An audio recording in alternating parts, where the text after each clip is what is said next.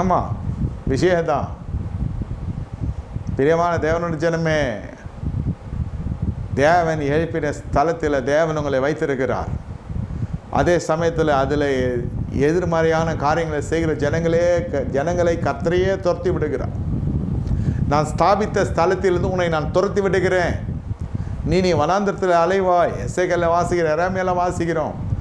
நீ சரியில்லை, தீர்க்கதரிசிகளே சரியில்லை, ஆசிரியர்கள் சரியில்லை, மேய்ப்பர்கள் சரியில்லை, என் ஜனங்கள் சரியில்லை, நான் வனாந்திரமாக்கி விடுகிறேன், வயல்வெளியை வட்டாந்தரை ஆக்கி விடுகிறேன். கர்த்தர் மன உக்கிரத்தில் கோபத்தோடு கர்த்தர் சொல்லுகிறார். இந்த ஆகமங்க, இந்த எரேமியா எசேக்கியேல் எல்லாம் சொல்கிறேன், நான் துரத்தி விடுகிறேன், இடத்தை நான் வனாந்திரமாக மாற்றி விடுகிறேன். நம்ம படிக்கிறது என்னென்னா, வனாந்திரத்தில் ஆறுகளையும் அவாந்திர வழியிலையும் உண்டாக்குற தேவன், அவ்வளோதான் தெரியும். வனாந்திரம் எப்படி உருவாச்சின்றதை நான் சொல்கிறேன். நல்லா போய் கொண்டிருக்கிற வனாந்திரம், நல்லா போய் கொண்டிருக்கிற நிலம், தோட்டங்கள் செழிப்பாக இருந்தது, மலைகள் நல்ல குன்றுகள் பசுமையாக இருந்தது, மரம் செடி கொடிகள் எல்லாம் பசுமையாக இருந்தது, பழங்கள் கொடுத்தது, மரங்களில் நிழலிலே மனுஷர்கள் தங்கினாங்க, பறவைகள் வந்து பழங்களே சாப்பிட்டு மகிழ்ந்தது.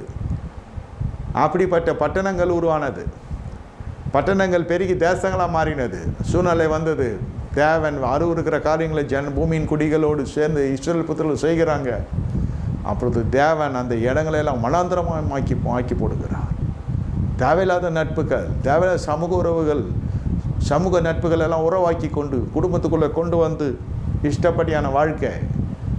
காட்சியில் அந்த இடத்த எத்தனை திருமணங்களுக்கு பிறகு பூமியை விற்றார்கள், இடத்தை விற்றாங்க, வீட்டை விற்றாங்க, அந்த இடத்த விட்டு அவங்க போய் விட்டாங்க. ஏன்? தேவையில்லாத சவகாசம்.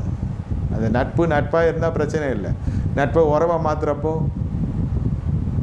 தேவனுடைய பார்வைக்கு அது பொல்லாப்பா காணப்படுகிற பொழுது அதை எடுத்து சொல்லுகிறதுக்கு ஆள் இல்லை, அதை எடுத்து சொல்கிற இடத்துலையும் அவங்க இல்லை.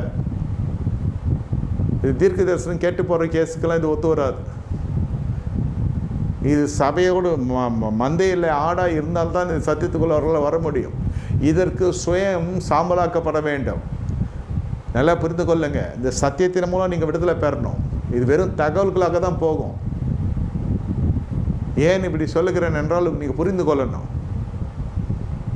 மாறுபடணும்னு சந்துட்டு விலகி ரட்சித்துக்கோள்.